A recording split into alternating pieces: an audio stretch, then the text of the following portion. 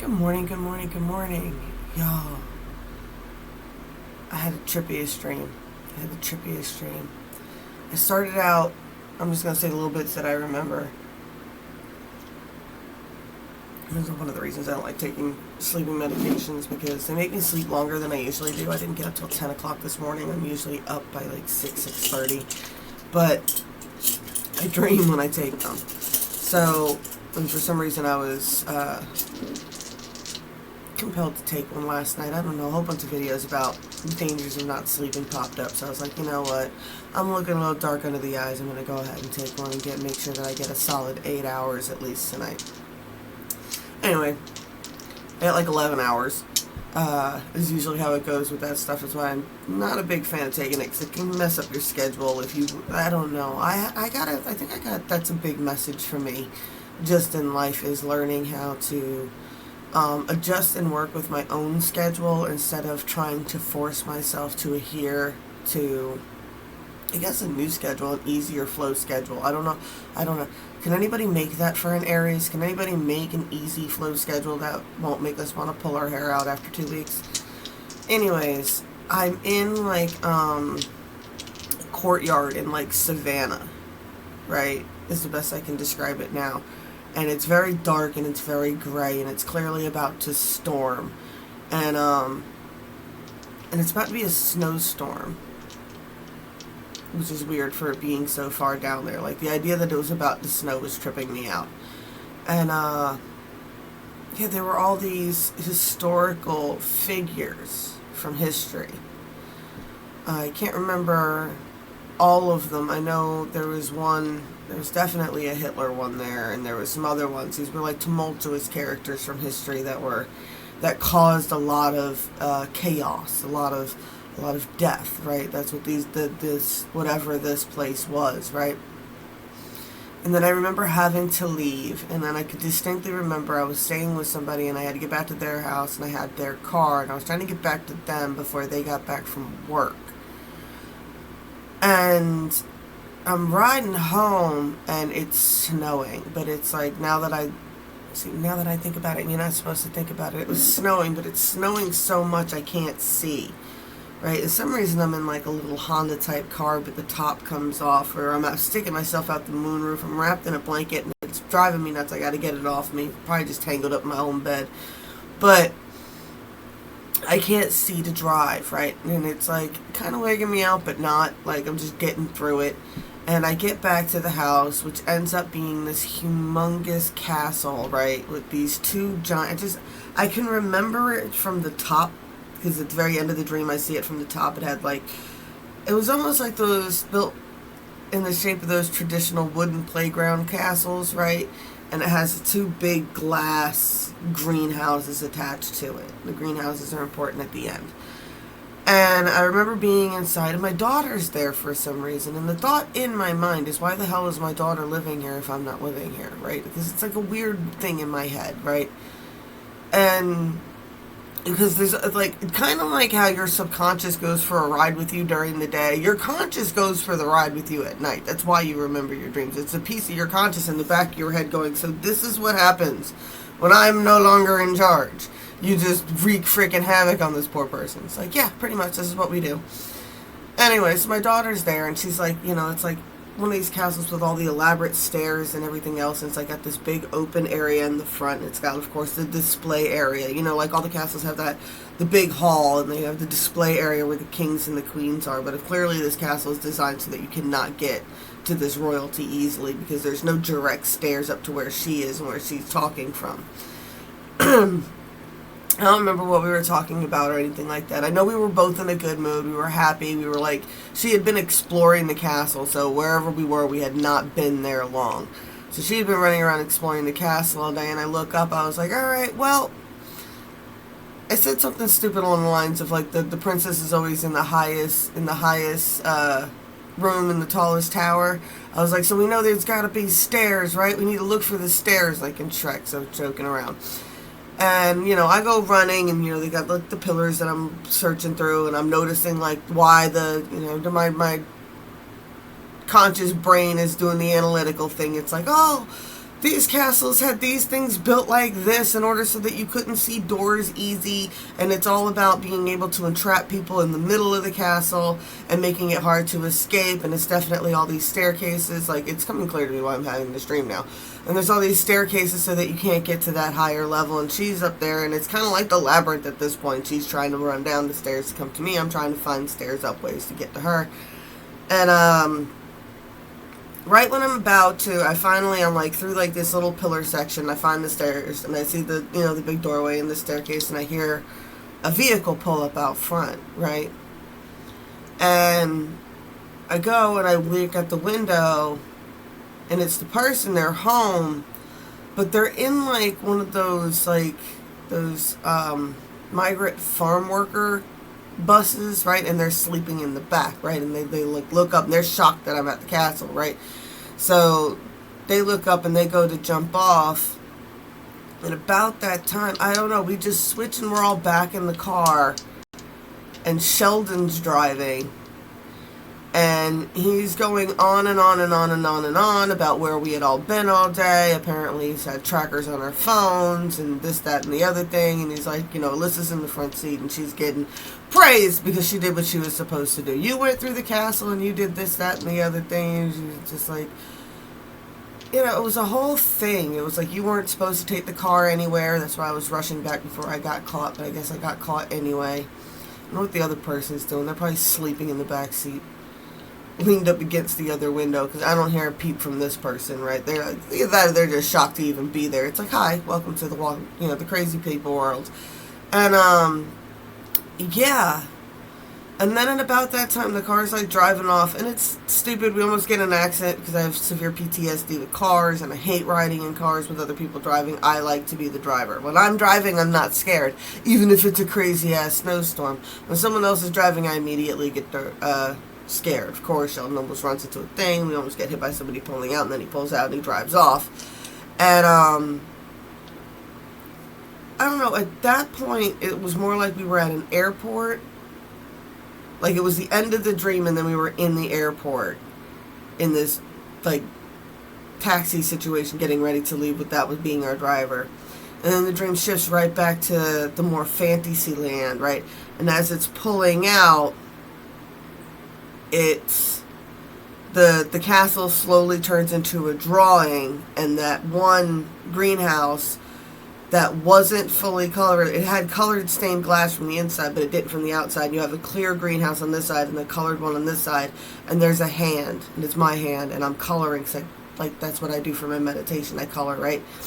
And yeah, I'm coloring in the greenhouse on this castle. And that's how I was able to see it from above. And, yeah. No, I'm not coloring castles right now. I'm coloring butterflies and flowers. Those are the only coloring books that I could find on Intricate the other day. Alright. We got North Node. Somebody's definitely coming into a calling here. We got Gemini twins. We got 2, soul connection, soul contract. I don't know. I like to share stuff with you guys. I understand that most of my old followers, that's kind of the reason you guys are still hanging around. Got a masculine here. Something about the masculine in their North Node. It's funny because when you start talking about the dream, when you start writing, it's so hard for me. It's so hard for me. If I don't write it down, or if I don't talk about it right away, I'm gonna lose the details that I need to get. I'm gonna lose the details that I need to get. Right? Yeah, just like the way the castle was laid out, how it was so difficult to get from the lower levels to the top areas. The symbolism of like how hard it is to actually climb those elite stairs. That's the message I'm getting out of it, right? It's like the personal turmoil of all these historical figures, and it's like the idea that what I'm picking up from this anyway, it's like there's always that, right? There's always someone terrible. Like this was this whole courtyard of just terribleness, right? And then you go back to the castle and you're living in the elite house, right? And everybody's excited to be there, but then you realize how difficult it is to live in the elite house, right? How the upper level is so removed from the bottom level, and there's like all these trickery things designed to keep you from getting up to the upper levels, right? And then even if you get to the upper levels, what? Them bitches got trapdoors. Like, they'll be sitting there, and then a revolt will happen, and you could be the main advisor, but you don't know where all the trapdoors the king does, so they will leave the main advisor there to get their head taken off while the king escapes, right? It's like, it's so intricately designed to save just this very, very tiny group of people. We got Cinderella, so now we've got the gentleman, and now we've got the lady here. We got the fish. We'll read the fish story. Giving me that Pisces energy. I always get Pisces and Gemini mixed up, right? Because Pisces is a dual personality type of person, too. We got those two fish with their tails tied together. They both represent the yin and the yang. I think Cancer's sign should be Pisces' sign. Sorry, it's not easy to flip to my book anymore. Pages are starting to fall out. It takes a very long time for something to become real. My Velveteen Rabbit just popped in my head. Alright, King of Pentacles, money pit, resources, abundance. Okay. The story of the Urashima Taro, the fish lord, or the fisher lad, sorry. We learn what happens when you don't pay attention to your wealth. When Turo saves the tortoise from death, the tortoise carries him to Rin Jin, a palace of the Dragon King of the Sea. The tortoise turns into a lovely daughter of the king. She tells him that she is to be his wife. The princess gives him her most precious item, but tells him he cannot open the box. Of course he does open the box, and in the box is his own youth. Opening it, he ages immediately and dies. So let the fish remind you to take care of what you already have in abundance, and make sure that you are surrounded by favorable cards. You may need to attend to your own profit and loss sheet if the cards are ill aspected. Wealth is coming when the fish swim into your spread. Look to where they are flowing to see areas even more resourceful might be found. So I got a little lost there at the end. It says make sure you are surrounded by favorable cards. It's like, make sure I am surrounded by favorable cards. Their cards are going to tell me whatever the hell they're going to tell me. And then it says you may need to attend. Alright. So, let's hope we get some good cards. It's a messed up story, huh? Pandora's Box. That came up in conversation last night. Man, I'm just tripping myself out with the doomsday stuff here lately. Like, I don't know, it popped up on my thing because I talk about angels all the time, that the Euphrates drying up, and the angels that are tied to that are tied to the winds. Very similar to the wicked angels of the winds. But, I don't know, it makes me think about the power in Pandora's box were the winds, too.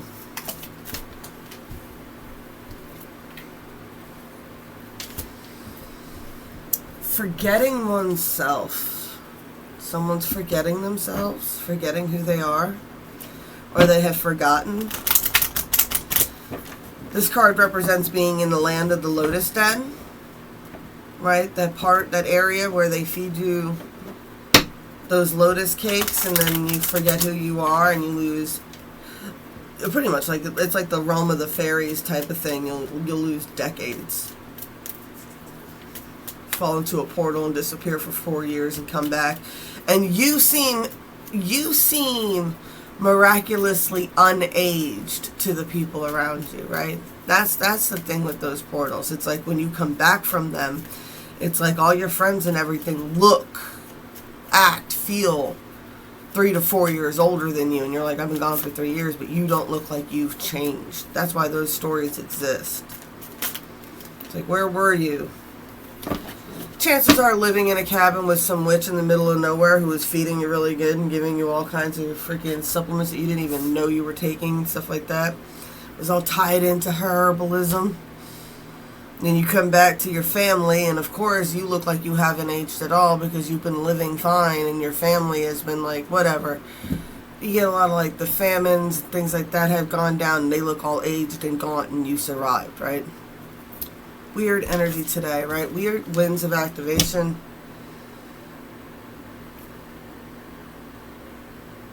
Winds of activation. It's definitely a time to activate. Like it's...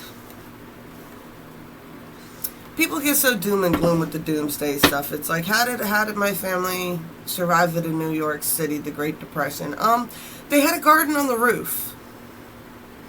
Really. They ate a lot of, like, just very basic ass meals. And most of their fruit and vegetation came from hauling buckets of dirt upstairs, because there was no elevator, to a roof and having a garden on the roof. You know, there's... You know, if you never watched the movie The Newsies, watch it. It's a good one to watch. It's about child labor laws and stuff like that, but it's also a musical. It's got Christian Bale. He's very cute in it. He's only like 17. I would suggest go watching it. But it's just that energy of... These times come and go. They always come and go. They always will come and go. Like... It's part of the... It's an essential part of the program. Like, it's... Let's say Endgame. But yeah, it is.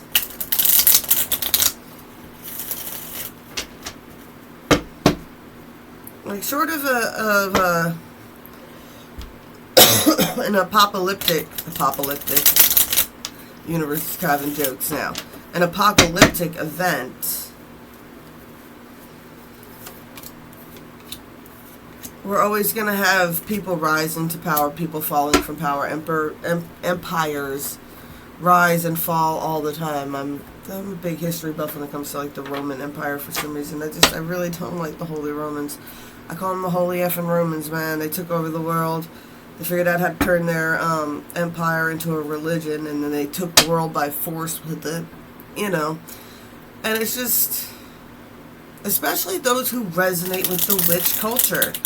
It's like, what do we always say? We are descended of the grandmothers that you couldn't burn, right? It's like we survived.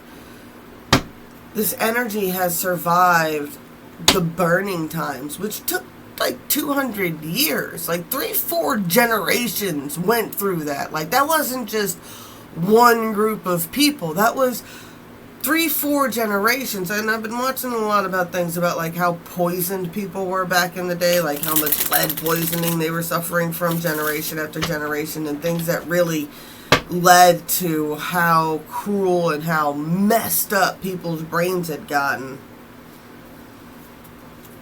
You guys think we're sociopathic now. The Romans were sociopathic.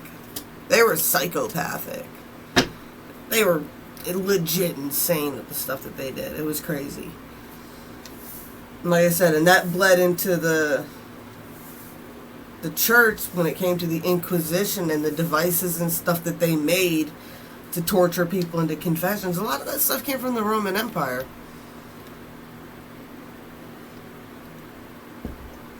Anyways, I'm regressing now. Get back in.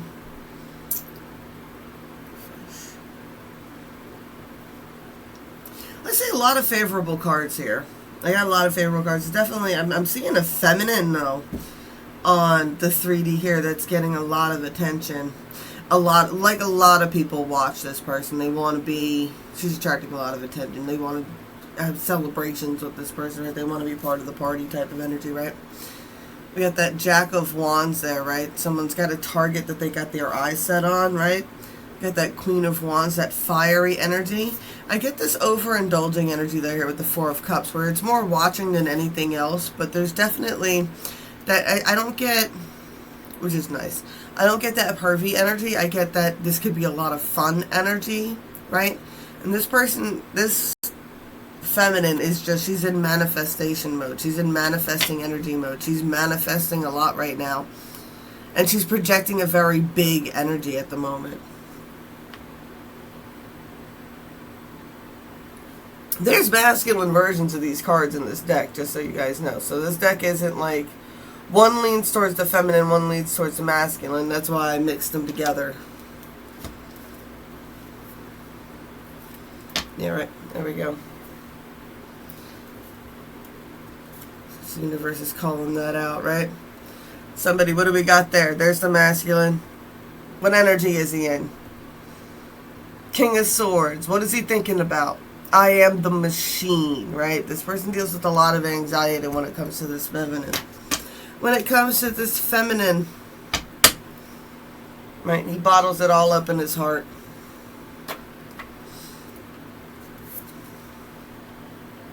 There's a lot of passion in this. A lot of passion in this. It's the South Wind say that's Michael's energy. That's fire energy. Happiness. Wish fulfillment. Someone, the feminine, could have a very sharp tongue in the way she delivers her messages, right? It could come off as cruel, or she could be very defensive against cruelty, right? I love it when you look up the definition of cruelty, because if you look up the definition of cruelty, it says it's not just actively being cruel, but it's the indifference to cruelty. You know what, I'm going to look at it. Just so you guys know that I'm not, like, bullshitting. Apologies for anybody who's been here before, but then you guys already know I'm going to do this.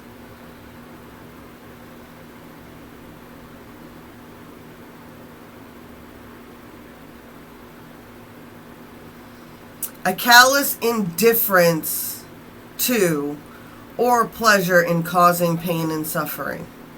So it's that callous indifference to that gets me, right? And that's what I'm picking up here, right? It's like she speaks, because it very much seems like whatever this is about, it's about things indifference, but it's the callous indifference to someone else's suffering that really upsets her. It's like, it's one thing to be like, oh, yeah, it's a very specific excuse you want me to bring up. Oh, well, that's just a cultural difference. And it's like, well, if the cultural difference is something fucked up and someone's getting hurt over it, like, that's not just a cultural difference. Like, murdering your daughter because she got raped and calling it an honor killing is not okay because it's part of their fucking culture. Like, that's the callous indifference of cruelty that I am very much picking up on this divine feminine. She is in a very strong feminine energy right now. It might not seem like a feminine energy, and I get this with the angels all the time too, and people are like, I don't understand why angels would be so. I'm like, because they're warriors, right? You know, divine feminine, she is both sides. She is, you know, the goddess of life and death, the goddess of, you know, destruction, and the goddess of birth. Like, that's just what it is, you know, and she's got these both aspects.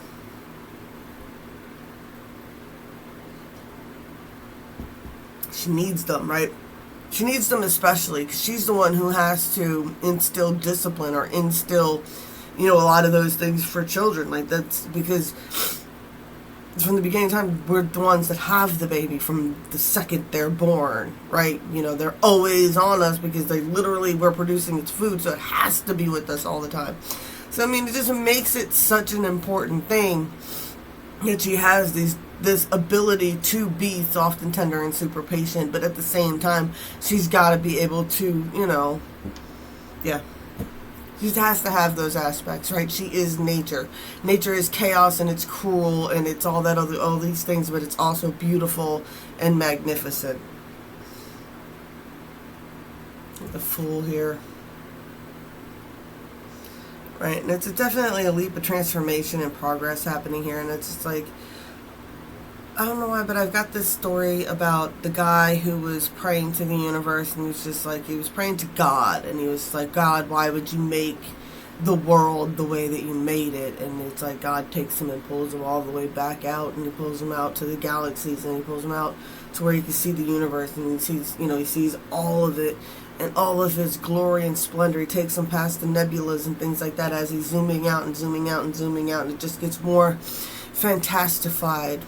Is that a word? Fantastical. As they zoom out, and then at the end he looks at him and he goes, now, from here, tell me what one thing you would change. And the guy couldn't answer. He's like, no, everything has to be in balance, right? I even pick up the energy, like, and it was something we were bringing up too with Universe 25 with the mice, right? They make this utopia for the mice, and it always dies after 2 years. And they discovered that the reason the mice die off is because they have no purpose. When you take off the need to get food and you take out the need, you have to strive for anything, right? There's always plentiful mates. Like, they start out with, 4 pairs of mice, and there's like, because they have readily paired bonds already.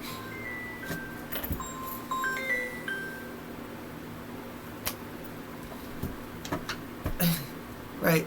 That after a while, they stop having anything to fight for. Food is always readily available. Water is always readily available. And it's like, they end up, go look that up. It's a good analogy for what's going on. But in the next experiments, they gave the mice purpose. The mice had to do stuff in order to get the food, and do stuff in order to, procreate. So in just doing that little bit, they completely changed, the mice. Universe 25 is pretty scary. It's literally what the movie The Matrix is based on, when the bad guy says, I probably said this before too, when the bad guy says, the first time we made it, it was a utopia for you, and then you guys just wouldn't accept it. You kept rejecting the system. That's what they're talking about. That's like the mice. They kept rejecting the system after a while. They just stopped breeding. They just stopped, the bottom mice turn into this, this hell version, and the top mice turn into what they called the beautiful ones. But neither one of them were breeding anymore, and the ones that did breed, the females were eating their own young. And there was no reason to. There was plenty of food available. Alright. 4 cups, overindulgent energy here overall on this message. Yeah, 2 of Pentacles, right? Someone is trying to find balance. We got an Emperor here. He's trying to get 3 steps ahead of something here. He's got a very strong pull in a certain direction, but he's got a lot that he's going to have to overcome to get there. He's working for it right now. He's trying to get a message through, right? Something about bringing something out into the sun. The World card, 6 of Cups, moving on from the past, moving towards the future, right? At the definite energy of really working hard to release past energy. 9 of Swords, there's that cruelty card, King of Coins, 8 of Coins. I get this person is trying to work on themselves, work on being more self-disciplined. We had a decision about a High Priestess here. That's the decision. I'm making it up. Decision about a High Priestess.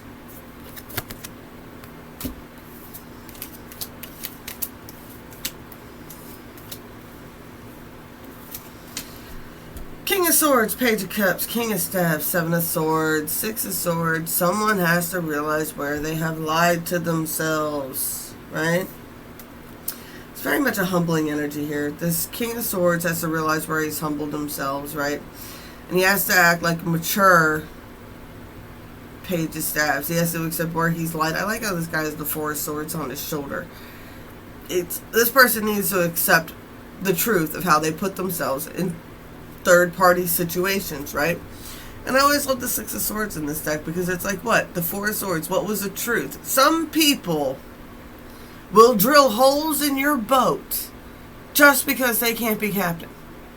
And they don't give a fuck if they drown themselves and their children with them.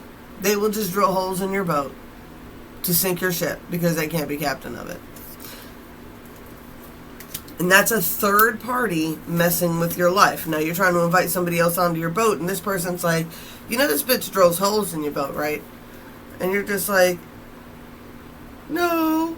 You know what I'm saying? But this, but that, but they do this, but they do that. Yeah, but they're still drilling holes in your boat. You know that, right? It's like, yeah, all these problems with the water getting into the boat. Okay, so they're helping you bail it out with the buckets, but they're the one putting holes in your boat.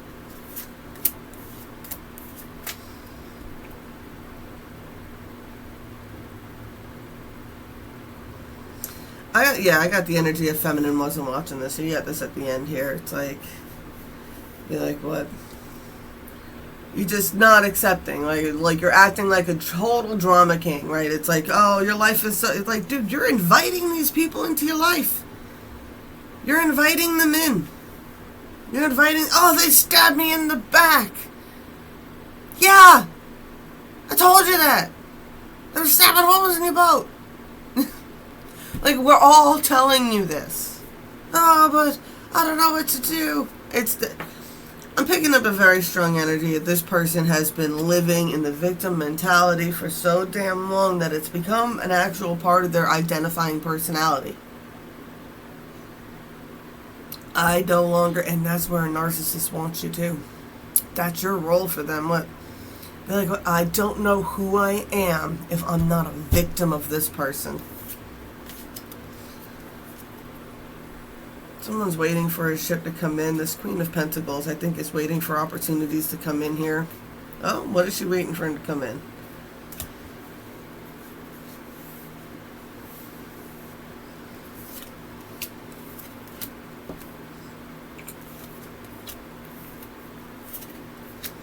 I get the energy she's waiting off on the side. There's a divine feminine who's sitting off on the side who's like, okay. There's some victory here. The pressure of the universe going on, right?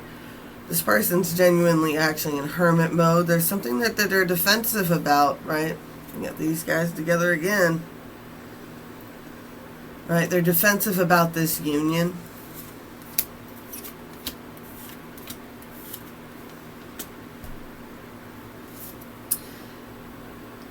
You got the Ace of Coins here.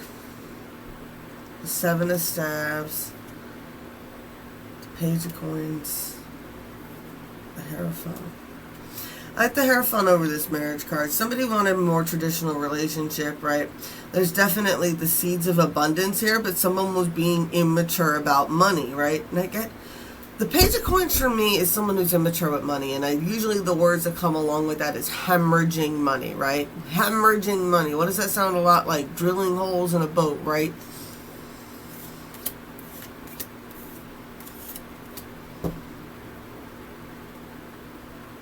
Yeah, someone has to realize where they entrap themselves by giving too much of themselves away, right? Where's the victory at here?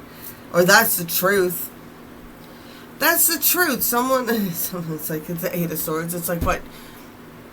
You can escape. Would it be hard? Yeah. Would it be worse than what you're going through now? Like, how long are you going to do this? How many retrograding cycles has it been? I mean, seriously think about it. If you've been having the same argument with the same person like 3 times a year for years, realize you are stuck, motherfucker. You need to make a change. Ooh, I like the Temperance here, 2 of Cups. And I love how that angel, right, is pouring the energy back and forth. I'm definitely getting the balance of an energy here in this soul connection.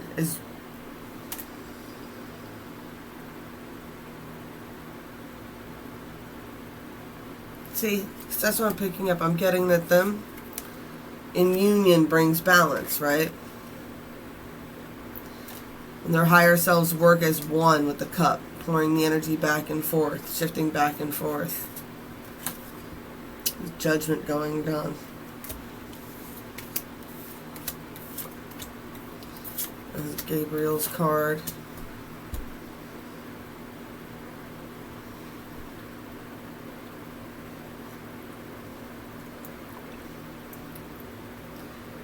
Hey, Gabriel. West Winds. I always go compassion attached to him.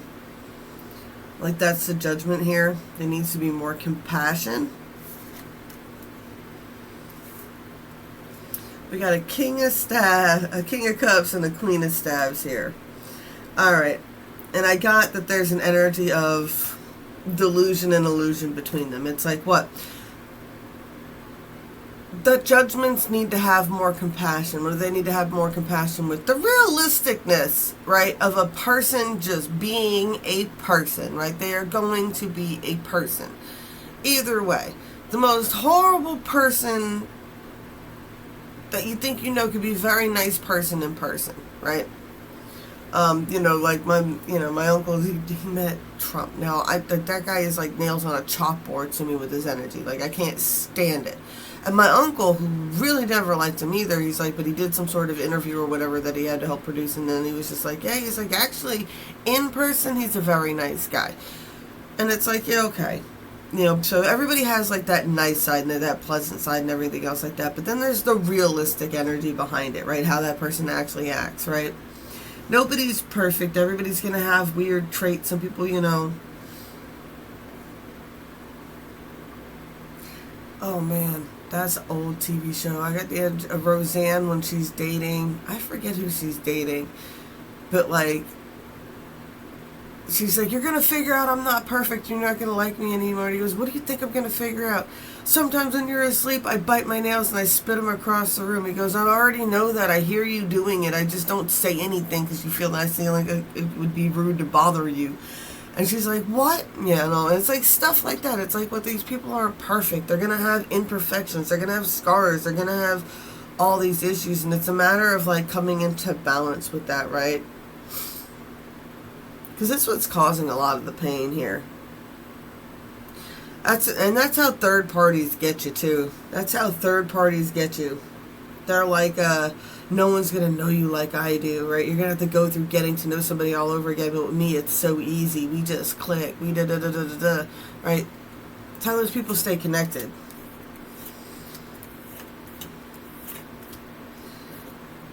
Someone's trying to send a message here. Someone's trying to get a message through here.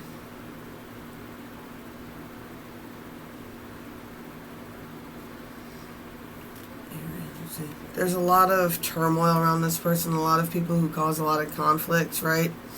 But there's a couple of people that are on their team, right? This person can be surrounded by 5 people, 3 of which are not on board with whatever is going on. 2 are. This person's got a lot of people around them, like I said. 3 people are being kept in the dark about what's going on. 2 people are part of the plan. This person is carrying a lot right now. And they're kind of in a hangman position. But this hangman position has finally got them focused on what their wish fulfillment is. I get that they want this tower to happen so that they can get to the Queen of Cups. Yep. They're waiting for a tower to happen and then it will be...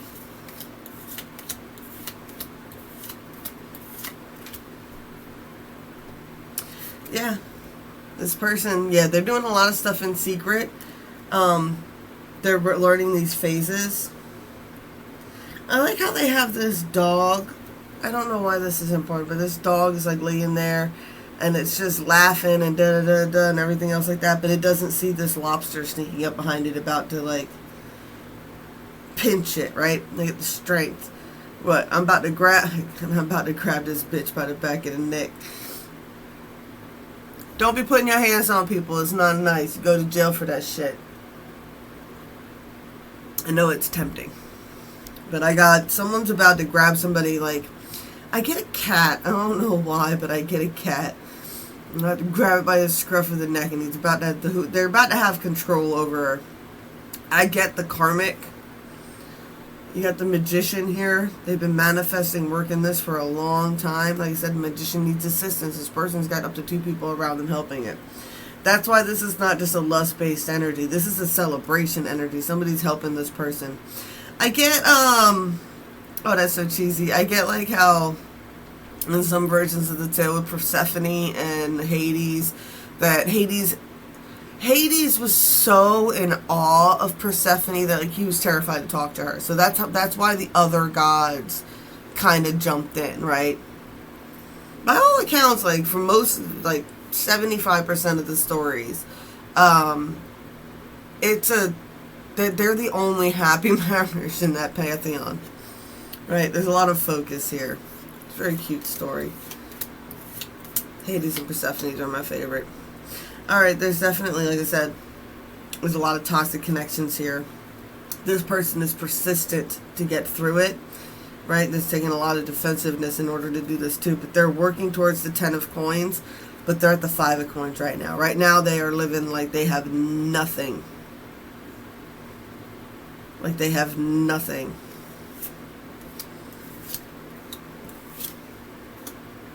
All their energy, everything that they're doing right now is focused into building this 10 of Cups, right? This little bit of passion that they have for this connection is what's giving them the strength to carry all these burdens. They're about to make this fool's leap. It'll be a big releasing of the past when they do. Queen of Swords is waiting and watching.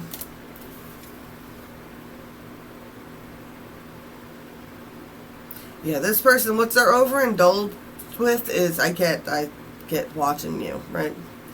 All their passion and energy is going towards wanting this connection, right? Star guidance, 4 of Cups. With that fish card, I mean, there's a lot of victory that can be had here. All right. I don't know what I'm going to label this today, but I'm going to let it go. Blessed be all those who walk these weird and winding paths with me. I love y'all, and yeah, I'll be back as soon as I can, I promise.